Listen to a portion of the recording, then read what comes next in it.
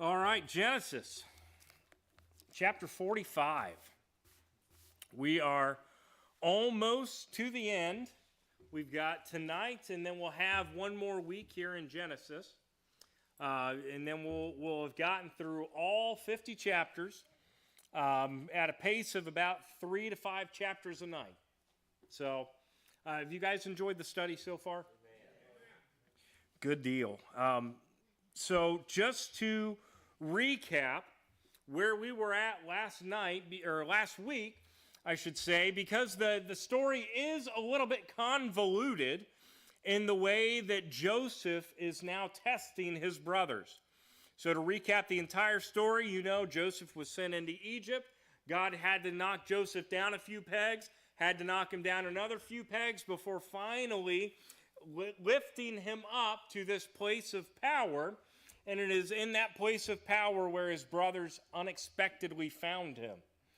So Joseph, thus far, has hidden himself from his brothers and is really, you might say he's toyed with them, or you might say he's testing them, depending on your bent towards Joseph and the way he's acting. But Joseph has set them through trials because they are in a position of weakness. So he is testing them to see if they have really changed, or if this is the same 10 guys who sold him off into slavery 13 years prior. And I think that the one who makes them pass the test has got to be Judah. Because Judah was a bad guy. If we read through what Judah did, he was not a hero in the story until we get to the very end, and he steps up in a major way and lays his own life on the line. And remember, we talked about how that is a good parallel for what Christ did on our behalf.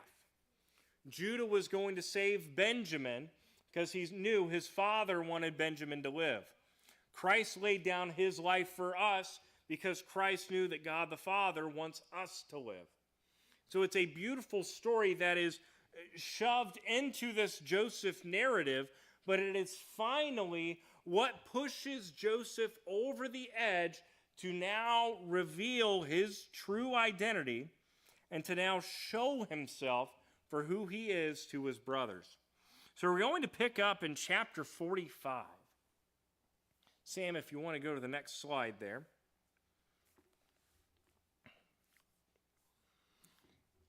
And let's just read verses 1 through 8 here. Then Joseph could not refrain himself before all them that stood by him, and he cried, "Cause every man to go out from me." And there stood no man with him, while Joseph made himself known unto his brethren. So this whole story has been happening. Essentially, the way that it's been happening is the 10 brothers were before Joseph, and they made him leave and go get the 11th brother. So all 11 brothers were standing there, and Joseph is pretending to be an Egyptian the whole time. He has got his Egyptian garments on. He's dressed like an Egyptian. He walked like an Egyptian. Glad some of you guys got that. But he was using an interpreter because he was acting like he couldn't speak Hebrew. He was going through all of these steps to make sure they thought he was an Egyptian. The room was filled with him, his court, if you will, and his brothers. So finally, the emotion overcomes him, and he tells all of the true Egyptians, all right, get out. Get out, and now it's just him and his brothers. And he cries, and he reveals himself. Now, I want us to pay attention to Joseph's attitude through all of this.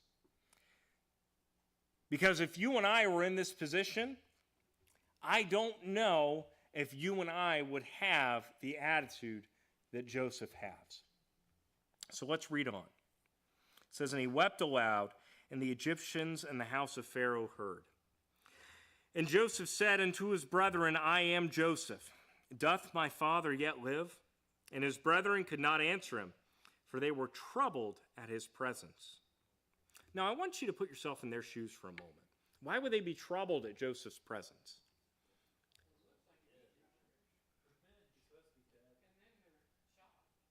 Everybody's right. So these guys were, the last time they saw Joseph was when the Ishmaelites were carrying him away after they sold him off into slavery. The last thing they heard from Joseph was him crying, begging them to not sell him off. And now this guy who has been toying with them, after they've had to make this 60 to 80 mile journey on foot back and forth to finally appease him, now he reveals himself to be the brother that they sold off, the brother that they wanted dead but didn't want to have the blood on their own hands. So I'm sure that they were shaking in their sandals as they were standing before him, wondering, what is Joseph going to do? I think it's kind of similar to what their dad went through. Jacob.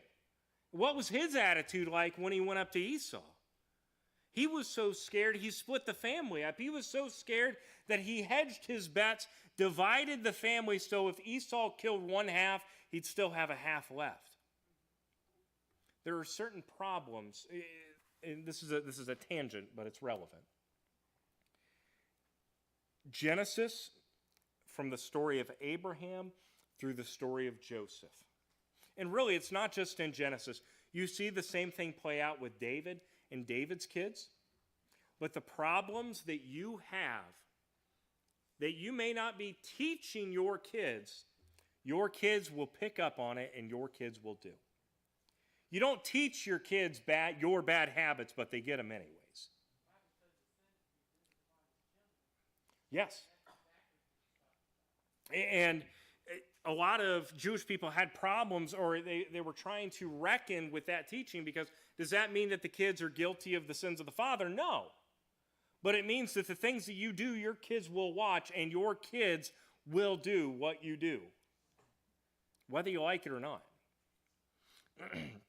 So there is a very similar, and we've said that before. We looked at, remember we looked at Abraham and his sojourning, him lying about his wife?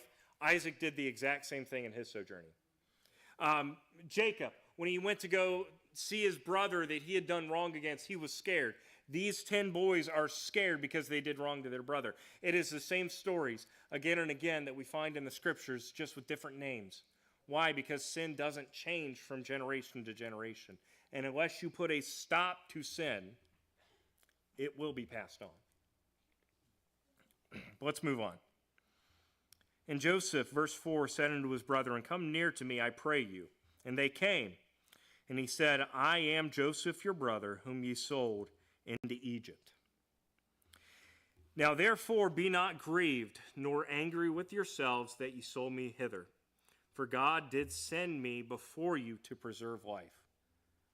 I don't want to stop right there. Let's just think about that for a moment. Think about that.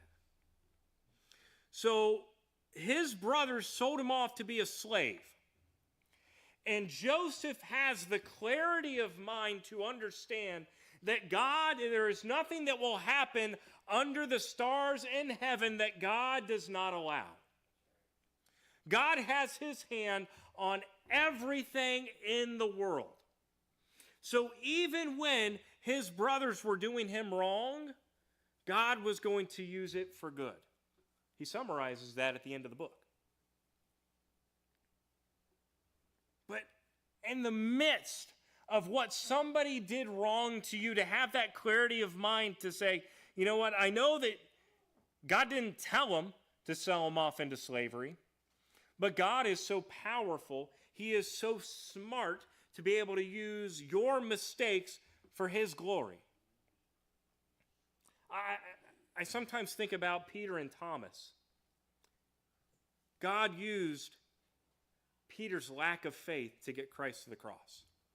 God used Thomas's deception, or not Thomas, Judas. Don't want to say anything bad about Thomas, he just doubted. God used Judas's deception to get Christ to the cross. God did not force either of those men to do the things that they did, but he still used it to fulfill his plan, to fulfill his purpose, and to ultimately be glorified. So God used these 10 boys' plan to sell their brother off into slavery to save the family.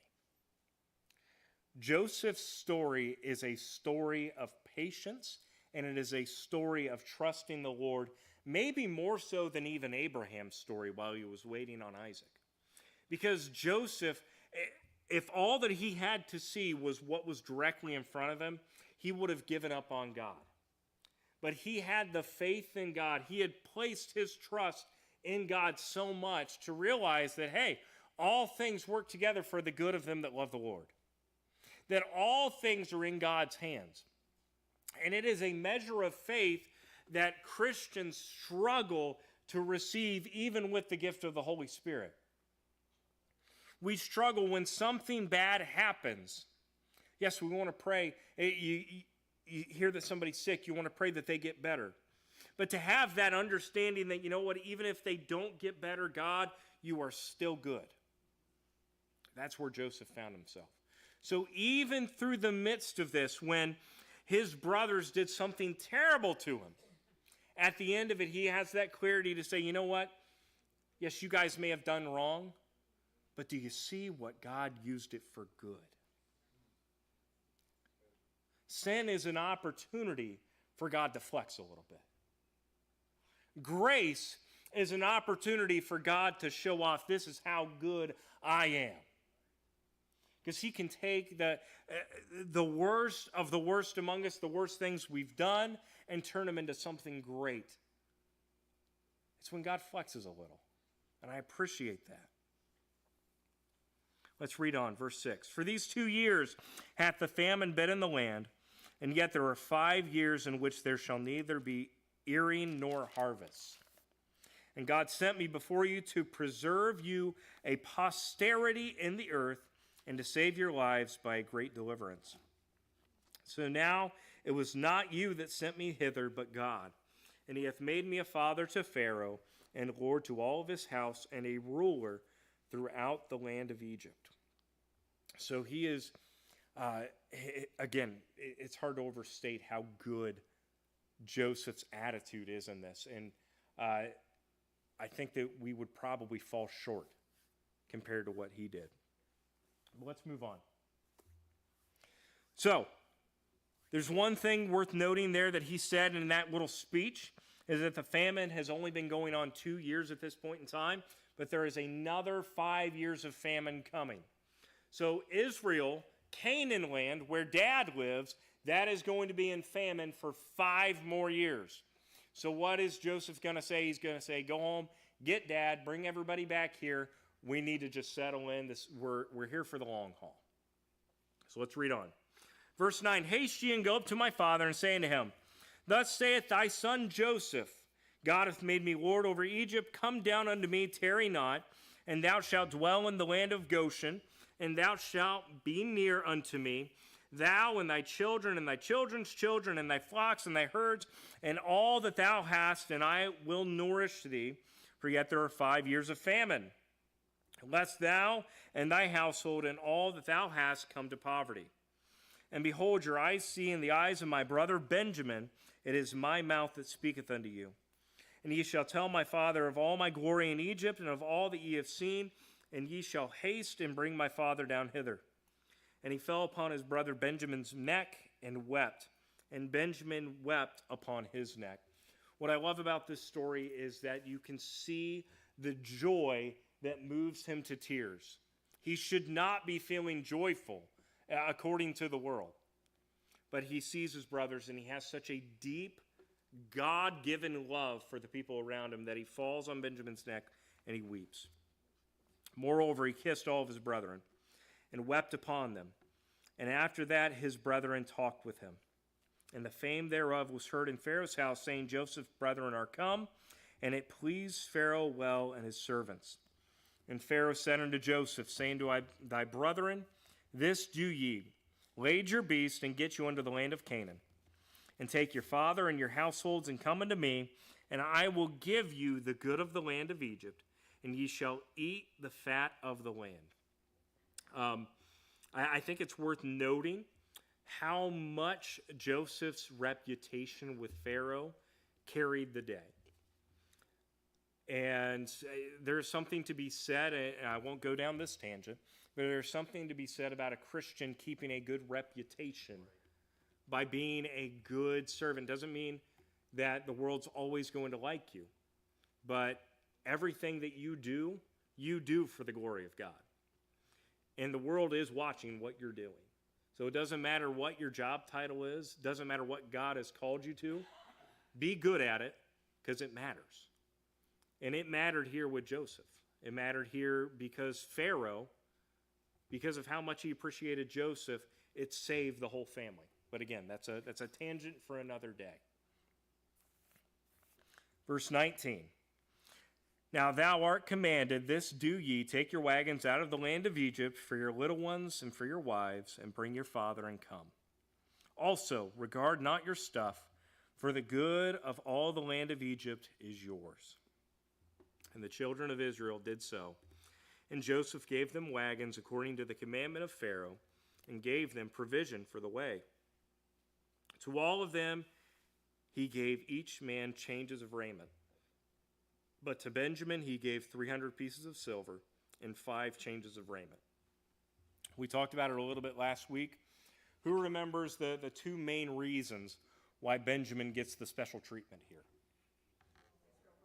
He's the full brother. And what other reason? Is he's the only one who wasn't a part of the plan to sell him off originally.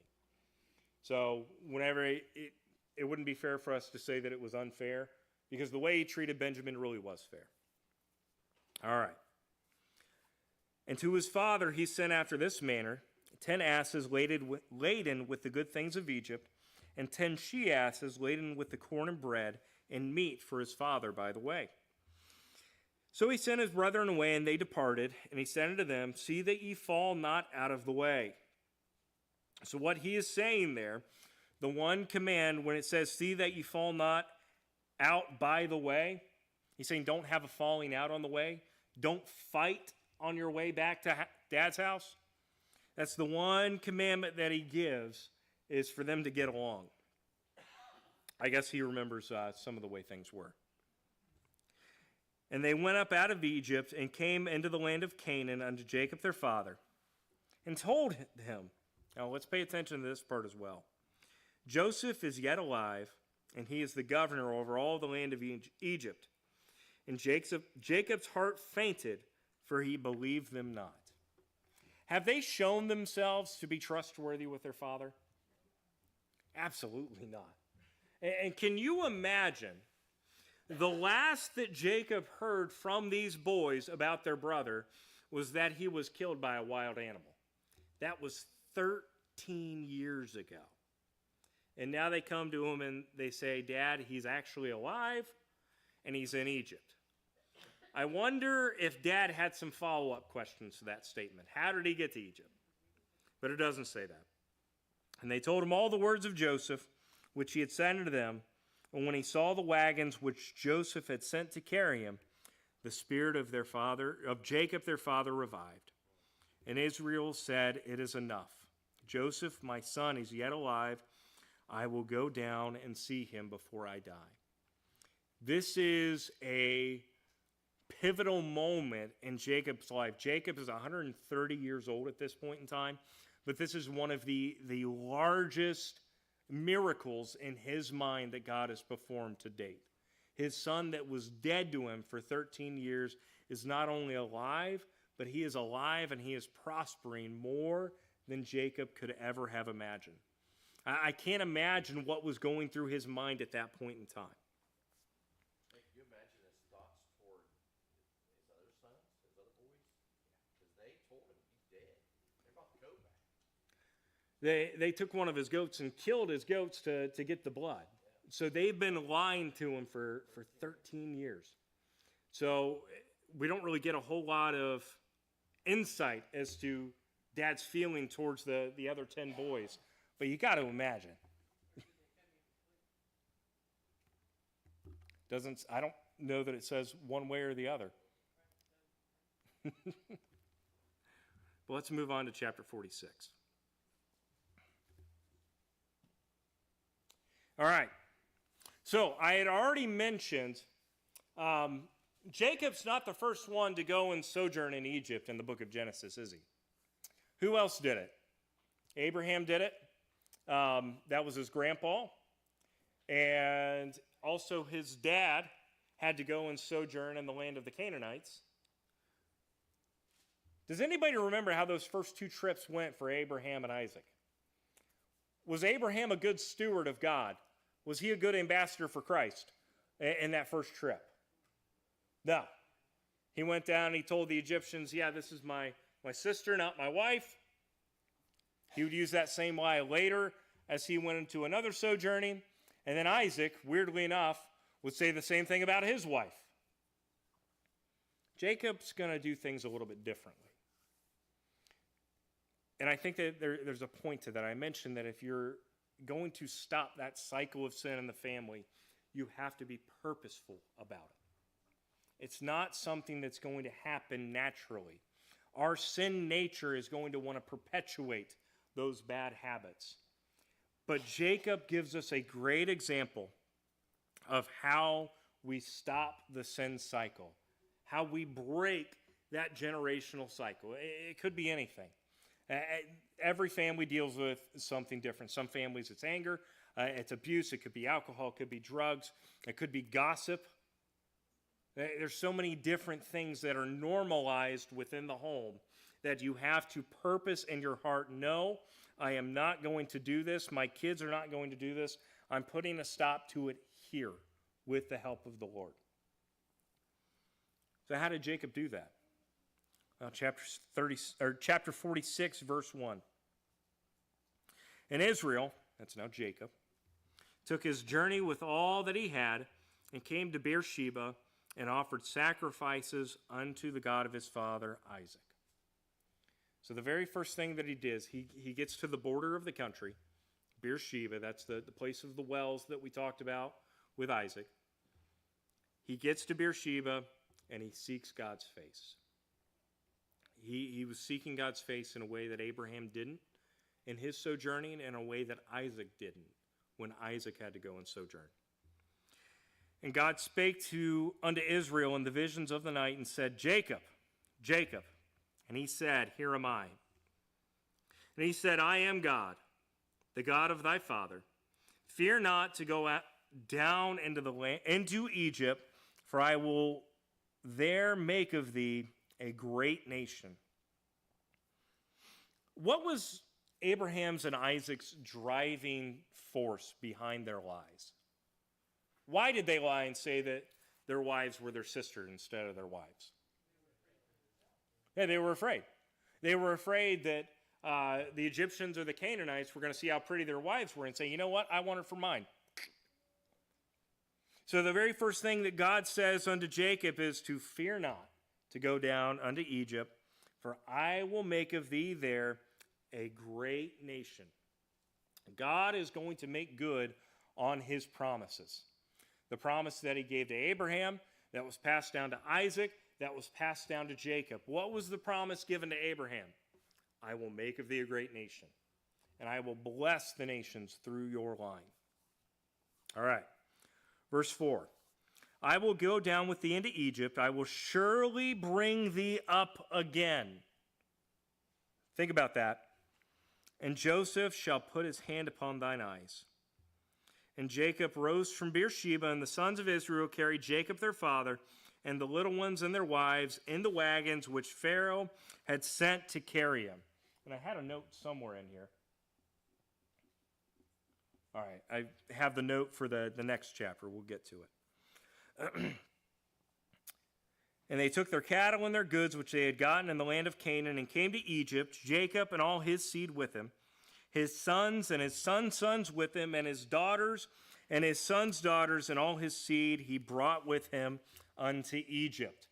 I already mentioned it once tonight, but what did Jacob do whenever he was going to meet Esau? He split the family up to try to protect him. He was hedging his bets. If something happens to one half, He's got the other half. He doesn't do that here. So Jacob is all in. He is taking everybody with him. Everybody and their brother is going down to Egypt. They are going to start a new life there. In verse 8, I will save you the list of names. Verse 8 and beyond just says everybody who's going on the road trip. There's a lot of people. So let's jump up to verse 26. All the souls that came with Jacob unto Egypt, which came out of his loins, beside Jacob's sons' wives, all in all were 66. 66. And I think all of them are named, so you be appreciative we didn't read through that. And the sons of Joseph, which were born him in Egypt, were 2 souls. All the souls of the house of Jacob, which came into Egypt, were 70. So out of Jacob's family, there's going to be 70, including Jacob. We're taking 70 people down into Egypt. What was God's promise? He said, in Egypt, I will make of thee a great nation. So, yes, the family has grown a lot since it was just Abraham, Sarah, and Isaac. What started with 2, then became 3. A few decades later, we're up to 70. Does 70 make a nation? No, not really. And I didn't look up this number, so if anybody knows and wants to offer up what they've heard, how many people came out of Egypt? Does anybody actually know? I didn't look it up. No one really knows. It was a lot. It was a lot because they don't count the kids. We have estimates, but it's in the thousands upon thousands. I've heard Come out of Egypt, they said it could be 1.5 million. 1.5 million is the most I've heard, but we don't know. But anyways, whether it's 400,000, whether it's 1.5 million, that's a lot more than 70, right?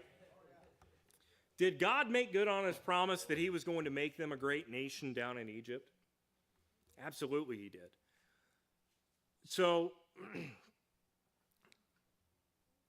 did God do things the way that they thought God would do it? Did God bless them? Because he told Abraham, all right, this is your land, Canaan, and I'm going to make you a great nation. In our carnal minds, we try to think, all right, well, what's God doing now? That's kind of a foolish thing to ask, what God's doing or what God's thinking. Because we don't know what God's doing. Abraham, when God told him, hey, your kids are going to go down into Egypt, he probably thought that, okay, that's going to stop this whole nation plan at some point in time. Jacob, when God said, don't fear to go down into Egypt, he was probably thinking, all right, we'll go down there. There's 5 more years of famine. We'll come back at some point in time. But no, Jacob was going to die in Egypt. And then we're going to spend a couple hundred more years in Egypt after that. We shouldn't be presumptive with God, is what I'm trying to get at. Because we know that God has a plan for our life. Whenever we try to assume what that plan is, we get ourselves in trouble. It was perfectly reasonable for Jacob to think that God's plan to make them a great nation was going to happen in Canaan. But that was never the Lord's plan. God wanted them to go down to Egypt. God wanted them to go into slavery. How can I say that? Who sent the famine? God did. So God placed these 7 years of famine after the 7 years of prosperity to force the family of Abraham down into Egypt so that he could give us an example of what a Messiah is in Moses, who would then bring them back and deliver them out of bondage. God's plan is for his purposes, not our purposes. You have to try to wonder that if he hadn't lied to his grandfather and his father about their spouse, and they trusted in God's plan, would that have changed a lot of things? Or Joseph trusted in God's plan and had the foresight to say, don't grieve because this is God's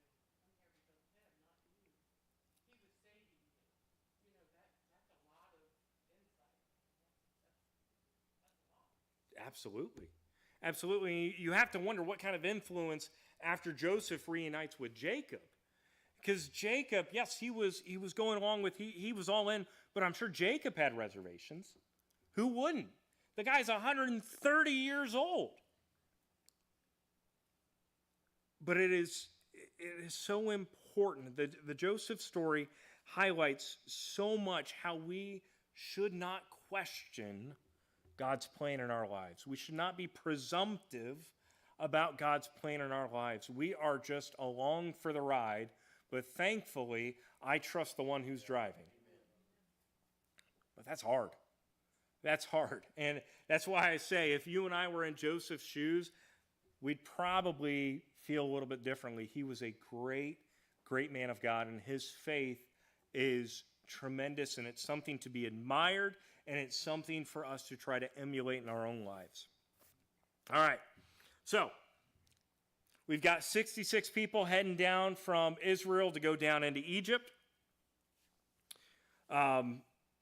Jacob, he probably hasn't made the trip. He's probably not too familiar with the way, but his sons, they've made the trip a few times now, thanks to Joseph, and he's going to send somebody out before him. I think it's interesting in verse 28, it says, "And he sent Judah before him unto Joseph to direct his face unto Goshen, and they came into the land of Goshen." So Judah is now going to begin to take on this mantle of leadership, and it is a mantle of leadership that he really earned when he laid down his own life for the sake of Benjamin. Judah has had this great spiritual growth, and we're starting to see the fruits of that. So next week, we're going to spend a lot of time talking about Jacob's blessings to his 12 sons, because that's going to set up the framework for how Israel is going to be constructed as a nation when they get back into Canaan some 400 years later. I'm sure if you flip to the back of your Bible, you'll see a map that's got all of these guys' names spread across the map. All of that is predicated on what Jacob is going to tell these boys that we'll talk about next week. But we see that Reuben was the guy who was supposed to be the leader. He was the oldest. He was the guy who slept with his stepmom. He was the guy who allowed his brother to be sold into slavery. He was the guy who said, "Yeah, Dad, you can kill my 2 sons if we don't come back with Benjamin." But when push comes to shove, he wasn't willing to put himself on the line. Judah was. So we're going to see Judah gain some honor and gain some respect. And this is I know it's brief and I know it's small, where it says, "And he sent Judah before him unto Joseph." But this is Jacob trusting in Judah because Judah has proven himself in the last couple of chapters. All right, verse 29.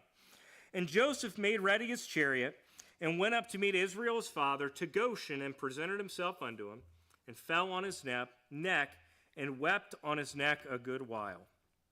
And Israel said unto Joseph, Now let me die, since I have seen thy face, because thou art yet alive." I just want us to stop and appreciate the reunion there between Joseph and his dad. It's a beautiful thing. And you can tell that these 2 men truly loved each other. All right. "And Joseph said to his brethren and unto his father's house, I will go up and show Pharaoh, and say unto him, My brethren and my father's house, which were in the land of Canaan, are come unto me. And the men are shepherds, for their trade hath been to feed cattle, and they have brought their flocks and their herds and all that they have." So they're going to have to trust in Joseph quite a bit for a few reasons. One of which being that these guys are a bunch of Jewish herdsmen out in the boondocks, out in Canaan land, and now they're coming into Egypt. It's a whole different culture. It's a whole different language. There are certain ways that you can act out in the sticks, out in Canaan land, that you can't act in Egypt. So they're going to have to lean on Joseph and to trust in Joseph to teach them really the etiquette of the day. It's like you take some of you hillbilly folks from down in West Virginia and Kentucky and drop you into a fancy place. You need somebody to tell you what to do and what not to do. Verse 33, and it shall come to pass, when Pharaoh shall call you, and he shall say, what is your occupation? That ye say, thy servants hath trade been about cattle from our youth, even unto now, both we and our fathers, that ye may dwell in the land of Goshen, for every shepherd is an abomination unto the Egyptians. So he's saying, you're going to tell them that you're shepherds, they're not going to like that. So we got to soften the wording a little bit. Don't just come out and say that you're shepherds. Say, yeah, we raise cattle, and just leave it at that. There's a very practical reason why the Egyptians didn't like shepherds, didn't like herdsmen. If you think about the geography and the landscape over in the Middle East, Israel is not a very wet place. It's not known for its fertile ground. You got a bunch of little shrubland out there. It's a perfect place to go and have sheep graze because sheep are great at finding those little patches of grass and eating them down to nothing. Where the problem is down in Egypt, the Nile floods, it brings up all that nutrient-rich soil from upriver, and they have this fertile river valley. They're farmers. What happens when the sheep come into the farmer's field? They eat up all the crops. So it's a very practical reason, it's a very understandable reason why the Egyptians didn't like shepherds.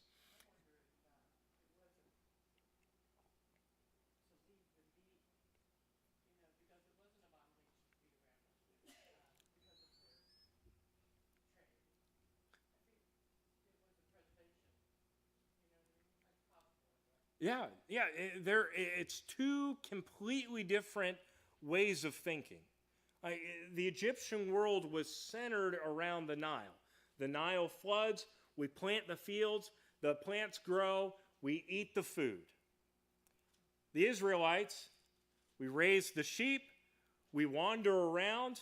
Remember at the beginning of the story, Joseph had to travel some 20 to 40 miles just to find his brother grazing, to find his brothers out in the field. They would travel. They were not tied to any singular place. It's two totally different worlds coming together. So Joseph is coaching them on how to fit in Egyptian society because it's an alien planet. Even though they're just a few miles away by our reckoning, the lifestyles were completely different. So when it says that every shepherd's an abomination to the Egyptians, the only reason is because the sheep like to eat the crops. So let's get into chapter 47, and then we'll come to a close.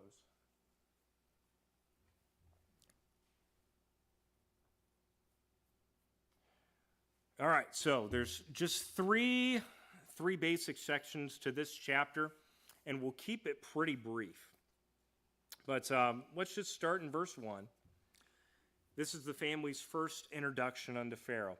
And again, I mentioned that Joseph's reputation really carried the day because Pharaoh really didn't have any reason to like these Jewish guys. Didn't have a reason to like these shepherds. These are guys who were, it would be so easy for Pharaoh to say, man, these guys are just beggars. They're moving into our best cropland. They're bringing their sheep with them. Why would I want these guys here? They're bringing 70 people. You know we're in a famine, right? But Joseph's reputation was so great, and Pharaoh trusted Joseph so much that carried out to him and his family. Why do I keep harping on that fact, that Joseph's reputation carried the day? Is because in the first chapter of Exodus, the Bible says, then there came a Pharaoh who knew not Joseph. And that's when the entire thing flips on its head. It's in that moment, it's because of Joseph that Jacob's family had it good in Egypt. When Joseph's gone, when there's a Pharaoh who can't even remember who this Joseph guy was, then they go into bondage. All right. And he took, verse 2, some of his brethren, even 5 men, and presented them to Pharaoh. And Pharaoh said unto his brethren, what is your occupation? And they said unto Pharaoh, thy servants are shepherds, both we and also our father. Oh no. And they said moreover to Pharaoh, for to sojourn in the land we come, for thy servants have no pasture for the flocks, for the famine is sore in the land of Canaan. Now therefore we pray thee, let thy servants dwell in the land of Goshen. And Pharaoh spake unto Joseph, saying, Thy father and thy brethren are come unto thee. The land of Egypt is before thee. In the best of the land make thy father and brethren dwell. In the land of Goshen let them dwell. If thou knowest any men of activity among them, then make them rulers over my cattle. So he told them that they were shepherds, and Pharaoh says, all right, I'm going to trust you guys with my livestock. That's how much I trust you, Joseph, and I trust your reputation. I trust your brother's reputation as well. And Joseph brought in Jacob his father and set him before Pharaoh, and Jacob blessed Pharaoh. Remember, I keep on bringing this up, but it's important. God told Abraham that he was going to be a blessing to all nations. Abraham was not a blessing to the Pharaoh that he met. He was a curse to the Pharaoh he met because of his lie. Jacob is starting on the right foot, and he is going to bless Pharaoh up front. And Pharaoh said unto Jacob, How old art thou? And Jacob said unto Pharaoh, The days of the years of my pilgrimage are 130 years. Few and evil have the days and years, or have the days of the years of my life been, and have not attained unto the days of the years of the life of my fathers, and the days of their pilgrimage. What is Jacob doing here? Does Jacob really think his life's been all that bad? I don't think so. I think what Jacob's doing here is just trying to humble himself. This is a time period where age, and it's still true today, where in the mind of most people, age equals wisdom.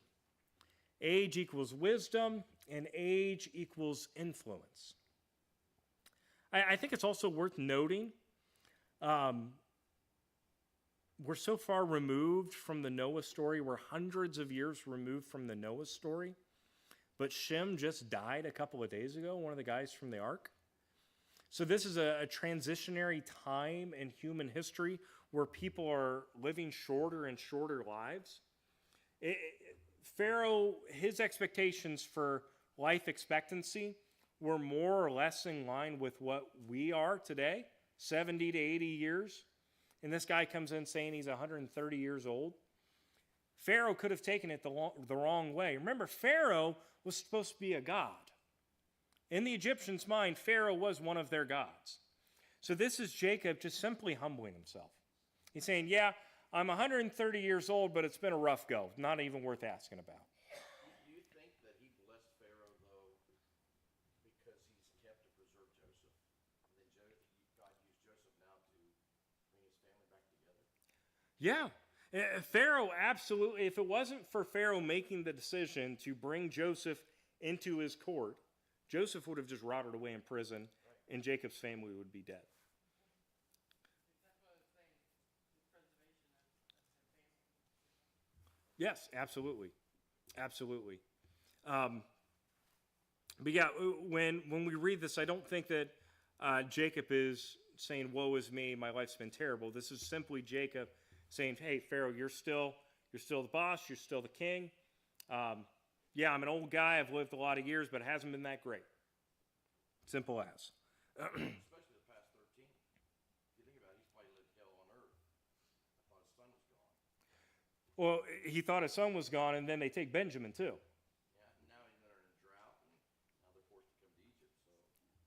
So Life has been rough for Jacob. But it says again in there in verse 10, and Jacob blessed Pharaoh and went out from before Pharaoh. And Joseph placed his father and his brethren and gave them a possession in the land in Egypt, and the best of the land, and the land of Ramses, as Pharaoh had commanded. There's some textual updating with the name Ramses here. If we get to Exodus, if we go through it, I'll explain it then. Ramses wasn't around at this point in time. But let's skip on. So verses 13 through 26, this is just Joseph showing more wisdom. The famine's gone on for 2 years. It's got an additional 5 years. Even with proper planning, the resources are starting to thin out. So Joseph has to get creative to get everybody fed in a way that keeps everybody happy. So he does some wheeling and dealing to trade some livestock for some food, and then ultimately he trades some land for some food. And so he sets the people up. He says, all right, Pharaoh's going to buy all the land off of you with food. I'm going to give you grain right now to survive. From here on out, you're paying 20% of your taxes. You get to keep 80% of what you grow. Pharaoh skims 20% off the top. Everybody's happy. Everybody's fed. And that's the system that was in place for Egypt, in Egypt for centuries after that. And it came from Joseph. But let's go to Jacob's final request here in verse 27. And we had mentioned this a little bit previously.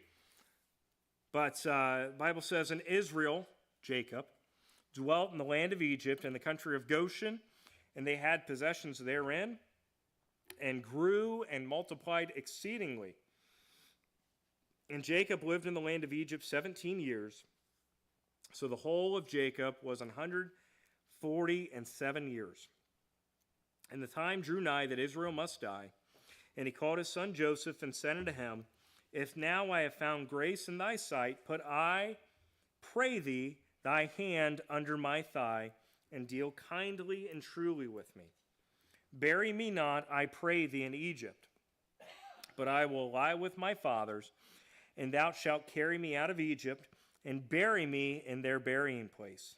And he said, I will do as thou hast said. And he said unto me, and he said, swear unto me. And he sware unto him.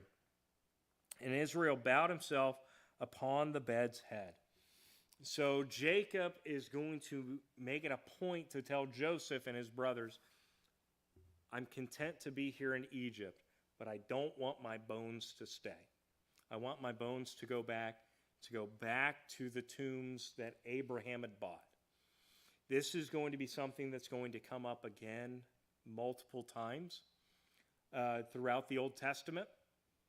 Joseph, he is going to make the same request, and they're actually going to take Joseph's bones out of Egypt during the Exodus, and it's going to be a couple hundred years from the time that Joseph dies to when he's buried in Canaan. But it is very important to them to be buried with their fathers. You're going to see that phrase time and time again in 1 Kings and 2 Kings, and so died and was buried with their fathers.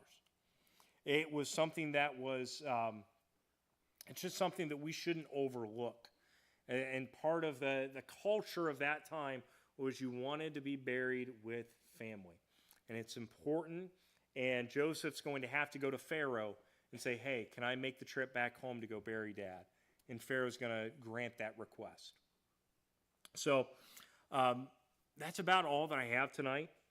This is... It's such an interesting story, the story of Joseph. I mentioned at the front end of it that I really think that this is the beginning of the Exodus story, because you get to Exodus and you see that they're in bondage, but the natural question is, well, how'd they get there? And it's simple. There was a Pharaoh who knew not Joseph, and that is what put them into bondage. So the entire last chunk of the book of Genesis, from chapter 36 to chapter 50, is just giving us the story of how the children of Israel went from Canaan land. How did they go from the promised land into bondage? And it's the exact same thing that God had told Abraham all the way back in chapter 15. God called his shot with Abraham. He said, your children are going to go down into a land they do not possess, and they're going to stay there for 400 years. So 21 chapters later, Joseph gets sold off into Egypt. And then another 10 chapters after that, the rest of the family gets sent down to Egypt. And it is in that moment that those 400 years start. And they're not going to get out until 400 years later. And we meet a guy named Moses. So I mentioned at the beginning, I like reading the scriptures in these big chunks. And it's great that we're in Genesis during the start of the year, because how many of you guys have started your Read the Bible in a Year plan? How many of you have quit? We got one honest person in the church.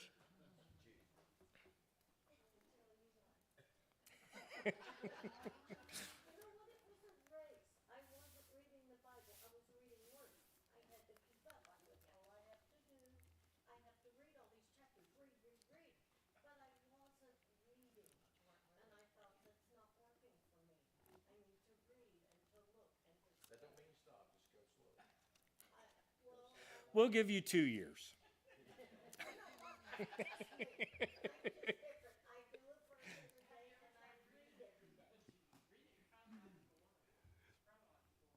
Oh, we're gonna mess everybody up if we try to put the Bible in chronological order. Maybe we'll do that after this, but this is a single story. Whenever we read the Bible, it is not a collection of different stories. It is a single narrative. Yes, it was written by a couple dozen authors. Yes, it was written over the course of a few hundred years, but this is a single continuous story showing us God's plan for salvation, and every part is connected to another part. So when God told Abraham that, hey, your children are going to go into a land they do not own, that is fulfilled in Joseph. The plan of salvation, the reason for them to come out of Egypt, the reason for them to not stay in Egypt is because there came a Pharaoh who didn't know Joseph. Because that Pharaoh put them into bondage, and all of a sudden they have to think about, okay, maybe we don't want to stay here. Maybe this isn't where God wants us to be. God had to make them uncomfortable. Why? So that Moses could bring them out. And the story of Moses is nothing more, nothing less than God giving us a physical representation on what deliverance from bondage looks like, which he is going to ultimately fulfill in Jesus Christ. So every story is related to another story, and every story, every narrative has a purpose. Every story that you read, every jot, every tittle has a reason, and it is to glorify God and to point us to Christ. So whenever we're reading the Old Testament, we should always be trying to understand, okay, what is God trying to say here? What is God trying to teach us about himself in this moment? And I promise you, if you go and you seek for Christ in the Old Testament, you will find him. But with that, if everyone, please stand.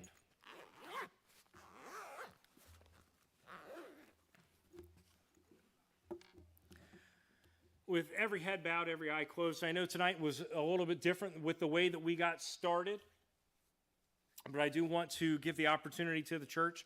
If you feel the need to come and pray, we want to give that opportunity right now. With every head bowed, every eye closed, if you need to come and seek the face of God, doesn't matter what it is, doesn't matter who it's about, but we want to give you that opportunity.